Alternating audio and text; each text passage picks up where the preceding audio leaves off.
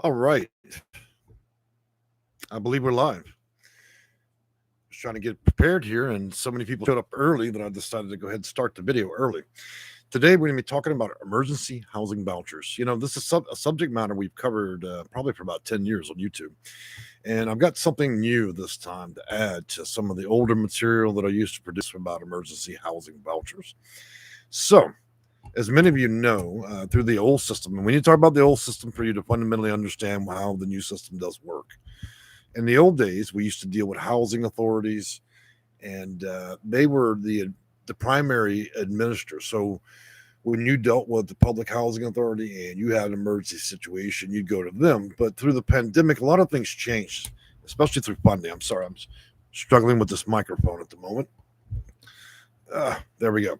All right, so that's how it worked at that time, and now they relegated that stuff now down to people that administer the boss system and SBDAT and others. Okay, in other words, it is a continuum of care program. So you don't go to the housing authority if you need an emergency housing voucher.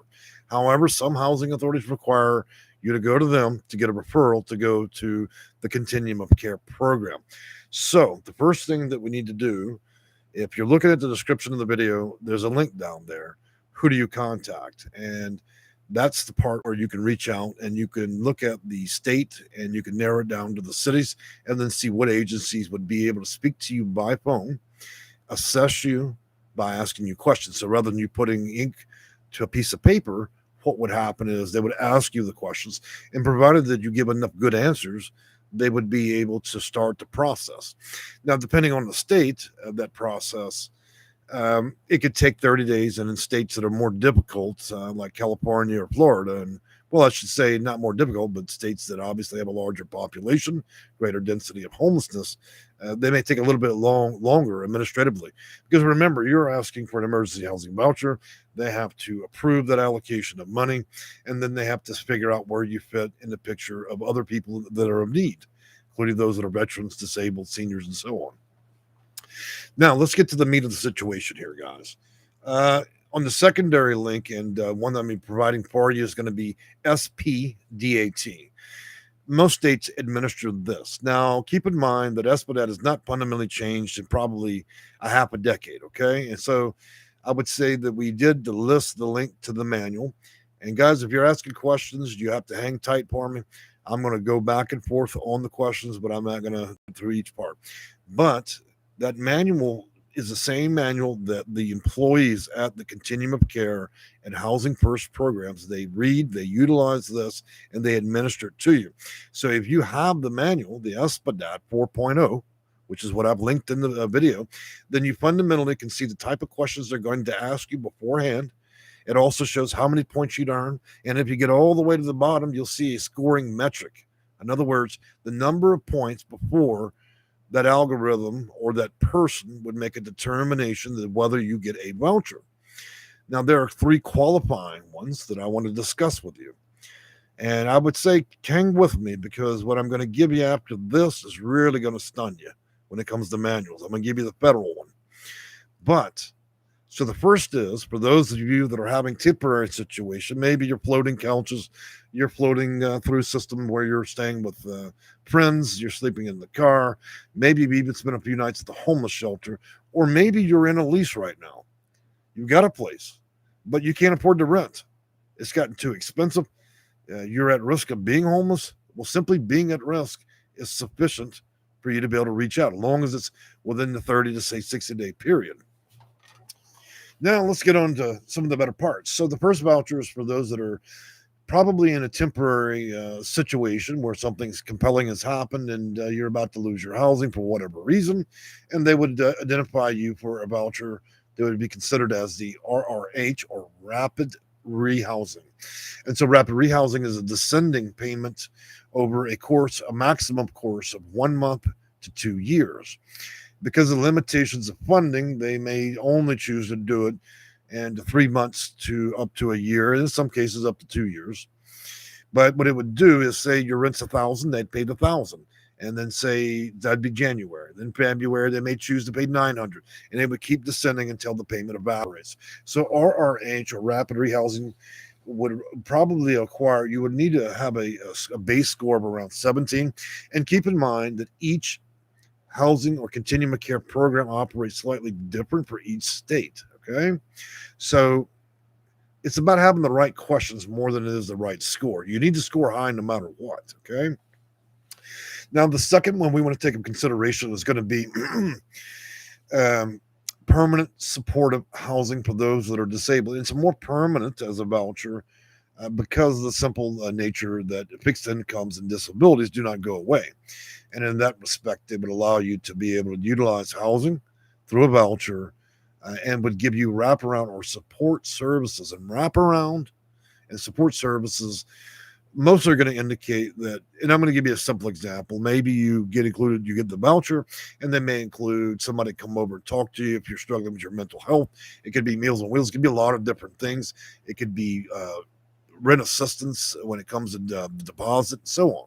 So it comes with some extra bells and whistles if you want them.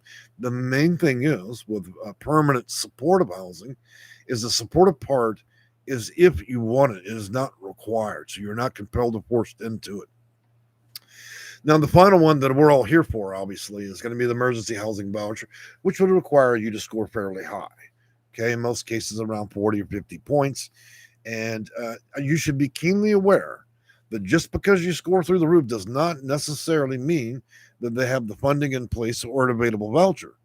And in that case, they may move you down to PSH and so forth. They normally only would knock you down a tier if they don't have it. However, I would recommend you wait for it. Now, there's another intervention that's been put in place since the pandemic. And for those of you that are in that situation, while they wait administratively to do the paperwork, you got a little bureaucracy and the amount of time it takes to prove things, they may choose to pay for hotels. Now, that doesn't mean you're going to go down to the Four Seasons, all right? But it doesn't mean you're going to stay at a hotel where they rent the room by the hour either. But it's not, it's there to lift you up while you're waiting for the approval process to be done. And that stuff, again, can take around 30 days, 45, or even 60 days. And to be, as a good example, if you live in LA and Orange, it could be a little bit longer. And if you live in the state of Florida, it could be longer because politics, rules, and policies there in those two states are much different. Okay. Let's talk about that federal manuals and talk to you about, guys. And that's going to be the Emergency Housing Voucher How-To Guide for Public Agencies. Yes, you heard me right. This manual is 78 pure pages of pure glory. Why? Because this was intended for the actual housing authority and not the actual participant. What happens when you have a manual like this? Well, it gives you everything.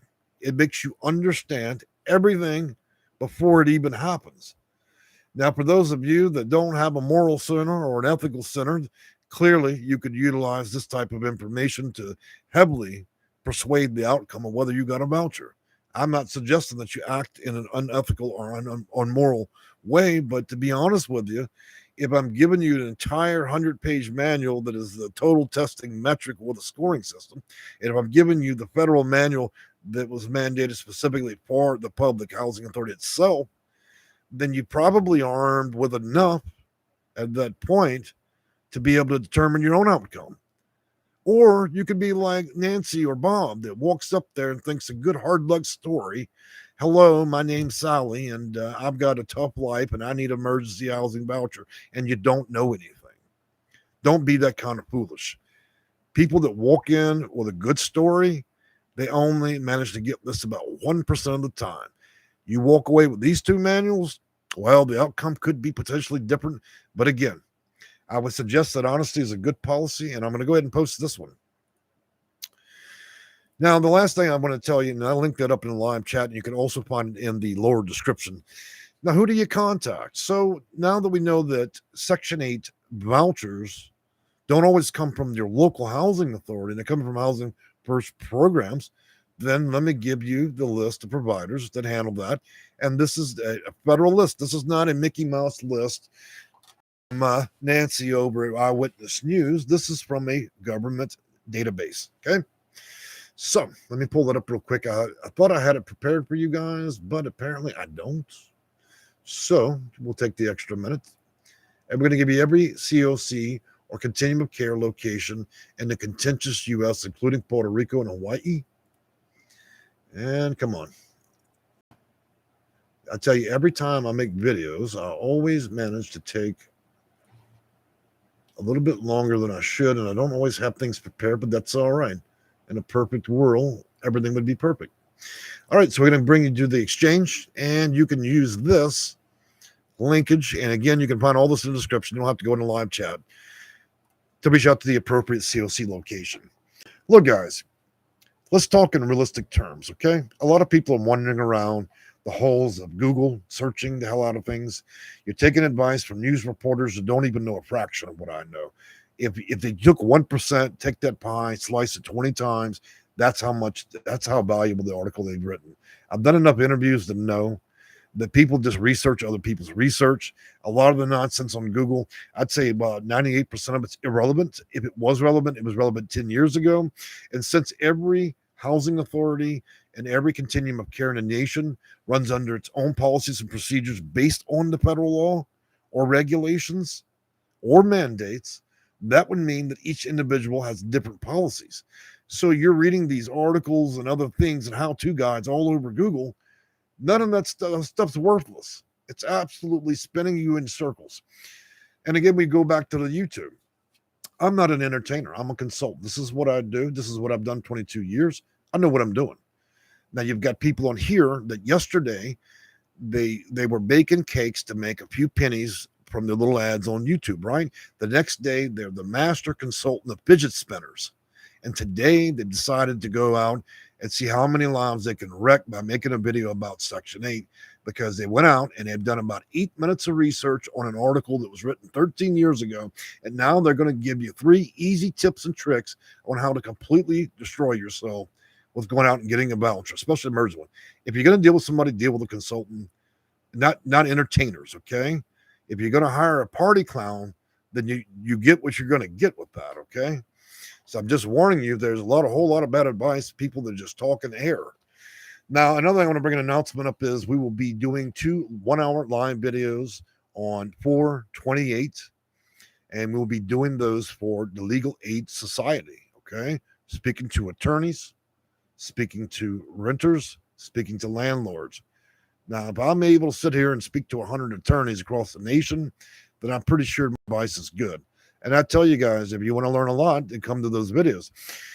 Attorneys are great at the law. Let's admittedly, I'd like to discuss that. They are absolutely killer when it comes to the law.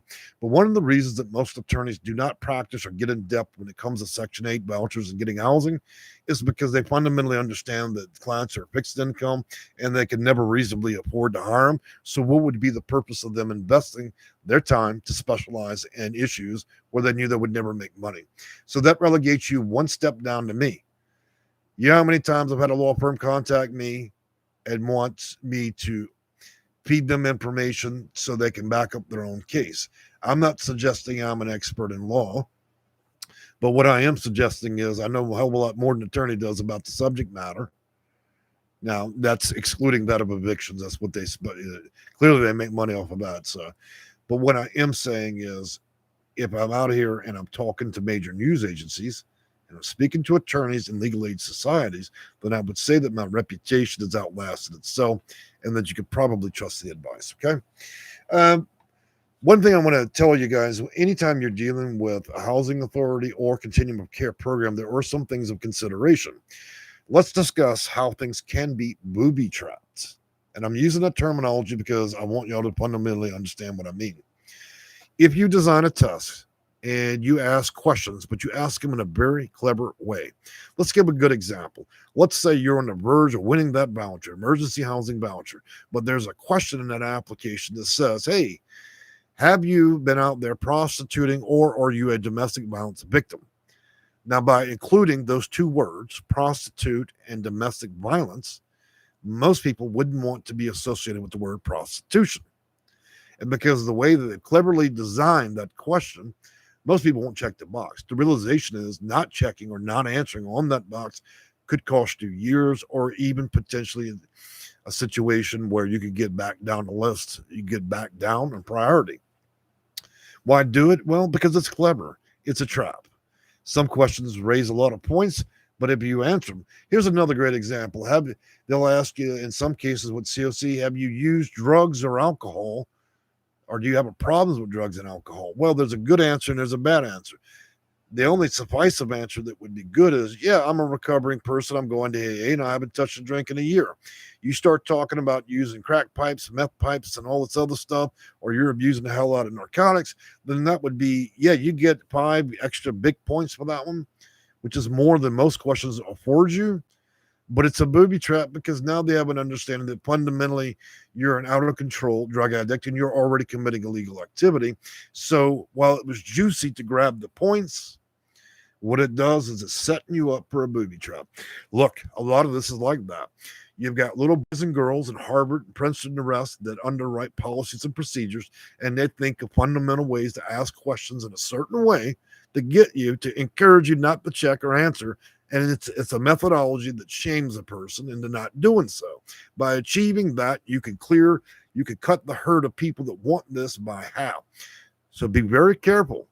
It'd be a lot like you having your car broken and then you run down to the library, you go get a mechanic's guide. Does that make you a mechanic? No, it does not.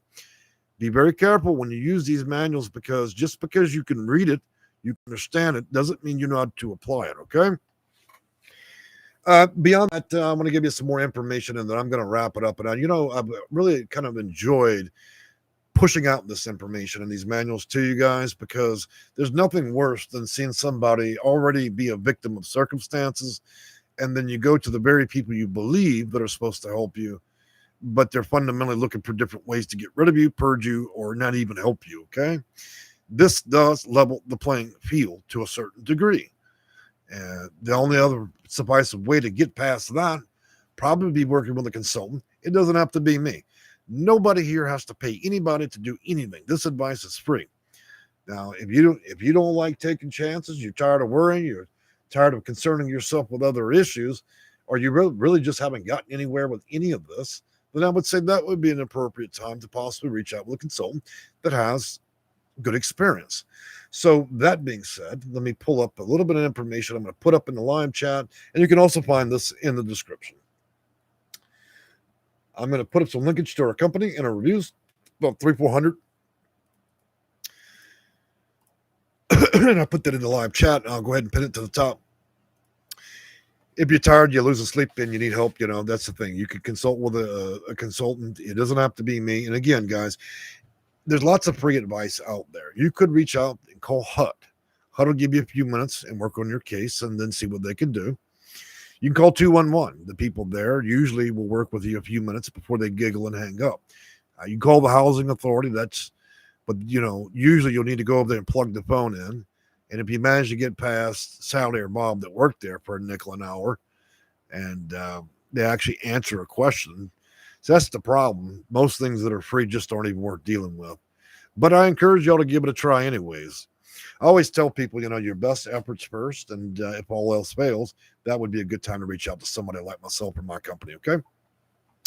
All right, let's take a look at these questions real quick. Jania, hello, and thank you for the information. You're most welcome. Neela, Mr. and Mrs. Aguilera, oh my God, I finally caught you live. Well, I'm glad you did. I've been taking a lot of breaks this year, guys. I worked all the way through that pandemic, extreme hours. I'm not making as many videos. Now I'm starting to make more, but I had to take a big old break, So she goes on to say, oh my God, I finally caught you live. Thank you so much for the hard work. We really appreciate it. I appreciate you thanking me, being some of the first 2 people to thank me. Brooklyn Nicole, good afternoon to you. And how are you today? Brazilian prophetess. That's right, sir. Well, I couldn't agree more, Brazilian. Brooklyn Nicole goes on. A quick question, sir. What would one do possibly about experiencing an expiring voucher? Most vouchers don't expire. Without knowing what you have or knowing more about your case details, it'd be hard to say. But an expiring voucher, I'd have to ask you a lot of questions about that. Doris Sanchez, welcome back. How are you today? So, guys, I want to tell you a little bit of information before we go through the wrap-up part, okay? Don't leave just yet. I want to talk about some funding that just happened. And let me pull it up.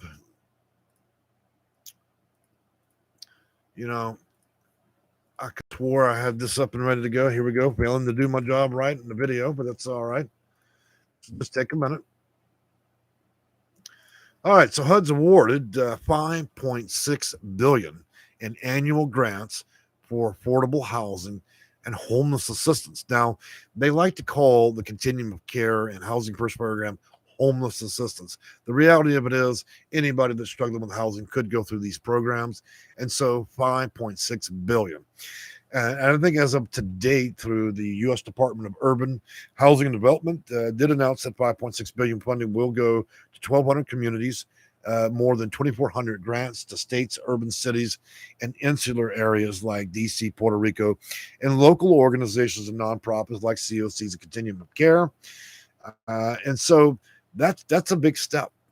I mean, billions. Now, I'm sure you that the greater portion of that will go towards more of the housing crisis. And that'll be a subject matter that I'm going to be covering quite extensively, is the impact of post the virus, COVID. We got so many names for it, right? So the effect of what we're seeing now is, I think a lot of the funding at this point has started to dry up as we start approaching summer. And in fact, I'd tell you guys, if you're considering vouchers, you're considering seeking out advice and other things, I would react now, because if you wait till summer, it's like going to Black Friday where there's a line around the building. Don't wait till every single soul in America is going to do it. People love summer. They always want to move. They want a voucher. There are 6 months out of the year in which you can do this where the wait is half the time. Why wait all the way to summer when you know it's going to be hellish? Guys, if you don't step on the gas, make your move, or do something, you're going to deeply regret this. When we get around there in June, July, and August, you're going to deeply regret that. The market will not probably correct or loosen probably almost till September, October. So I'm telling you now, if you're going to do anything to help yourself, you better get out there and do it now. Brooklyn Nicole goes on, would it be possible for a college student to receive sectioning? Yes, there are a number of programs that are specifically set up for that. Maybe I should make a video about that. Also, there are programs for those of you that are aging out of foster care and other issues, and for those that are between the ages of 18 and 34, unless you have an emancipation, okay? So the market correction I wanted to tell you about real quick is simply this. Funding's starting to dry out a little bit. You know, I think it was October, we got our last big boost to 20,000 vouchers in funding. Got to 5.6 billion. So what we're seeing is a market correction. In other words, the conditions in the market are starting to normalize. What does that mean? It means we go back to the old system pre-pandemic. And to be honest with you, I kind of miss it, because nobody likes it when every housing authority is closed. They don't answer the phone. Half the nation is experiencing financial crisis. Clearly, there's still inflation of other issues, and there's a lot more people carrying vouchers around than there probably are houses that could be rented. As the market starts to normalize and the painful inflation that we've been dealing with starts to subside this year, I feel that potentially it's going to get a little bit easier. But again, that doesn't negate the fact of summer and how difficult that's likely going to be. Also, that big eviction wave that we had during the pandemic, a lot of that is now finding its ending stages in court, which means we're probably looking at another big chunk. I'm going to say in hundreds of thousands of evictions, and that's going to free up and loosen vouchers. That's going to free up properties, but at the same time, it's going to create a further demand on the market and may strain it. And so I am not an analyst, but I can tell you, when you're looking at something over a course of 1 or 2 decades, you don't really need to have a PhD in analysis to understand the market and how it's moving with Section 8 and the vouchers. So I just think, guys, again, you better do it while get it while the getting's good. Otherwise, you're going to regret that. And I got sad news for you guys that can contact our office this summer. I'm going to tell you, it's going to be a lot longer wait. In fact, a lot of the consulting work we've been offering, we may end up having to extend it from 4 months to 6 if we keep on the current pace that we're on, which would have been the highest number of months I would have to fundamentally work with a client. Though our prices will not change for that duration, there won't be any raise in price. It just simply will take longer to achieve the goal of getting through the process. Okay, guys? All right, I'm going to attempt to address the last remaining questions here. Brooklyn Nicole goes on to say, wow, seriously? And then again, she says it would be possible for a college. Yep, I already answered that one. Shook Shields. I have a Section 8 voucher, but it expires at the end of the week. How can I get an extension because my credit is bad? Well, credit does not play a fundamental role in whether or not you receive a voucher. It may play a fundamental role in whether or not a landlord wants to have you as a tenant, okay? If you have a voucher that expires, I would need to know the type of voucher and who it's issued by. Let's keep in mind that vouchers can be issued by the city, by the state. They can be issued at the federal level through federally funded programs like the local housing authority, and it can also be issued by nonprofits. You could be talking about any number of things, and so this would not be the best platform in which to discuss private case details. I would say reach out to our company. Brooklyn Gold, yes, I love that. Is there any place in particular that I could research that on? I would say save yourself the research and just reach out to HUD's regional office and just ask them. It'd be a quicker 5-minute call than you to wander around and get a lot of misinformation off of Google. Google does a fantastic job of teaching and doing many things. When it comes to Section 8, there's so little material that they end up posting really old stuff there that's just irrelevant. And a lot of people that post on the subject matter have an ulterior motive, okay, that are creating these articles, ulterior motive. And a lot of these people may not even be people that are in the U.S. These sites are cleverly designed to convince you to do all kinds of things, including release your private information. And for those of you, do not be a fool or a sucker. If the website tells you they're going to help you apply for every housing authority in America, and you just need to give them your social security number and all your private details so they can go take a second mortgage on your home and go buy a new Cadillac, don't be a fool. Half these sites are hosted by Russia, China, and other actors where they're helping your identifying information and they'll take it to the black market, okay? They're certainly not going to put their face in the video like I do. They're not going to identify themselves as a company. They're not going to be registered with the Secretary of State. They're not going to work with contractual agreements. They're not going to do case management files with you. The only thing they're going to do is get your data and then run with it, okay? That's what a lot of these advertisements on Google are. Most of it's just a high level of fraud and basically steal your details. So watch your ass, okay? All right, guys, I've enjoyed talking to you. Unfortunately, I'm going to get over here. I'm going to talk to a client today about their case. And so this is a wrap-up point. Use that information to better care for your life, to get what you need. If you're still struggling with it or you have concerns about how that process may play out if you attempt to do so, then reach out to our office. And again, I'll post a link for that real quick. Let's see here. And one final update. Y'all remember in the community page of our YouTube channel, we post a lot of different pictures and things, mostly about my personal life. I like to use that community page as something different than Section 8. Now, that cat I was telling you about that I have, she is now pregnant. So she pulled this the first time, and we're expecting a litter of kittens. And for those of you that are new to the channel, many of you don't know this. I don't just try to rescue people and house them. I also rescue cats, many of which that have been abused, and I pay up those bills at the veterinarian's office. So I've got 23 of them. Anyways, this is a pregnant kitty, and so we may have a new litter, and we'll be looking for a good home since the cats are not abused and they don't need a forever home like a lot of my elderly cats do. But anyways, if you're a pet lover, you'll certainly enjoy my channel. All right? Y'all have a great day. Bye-bye.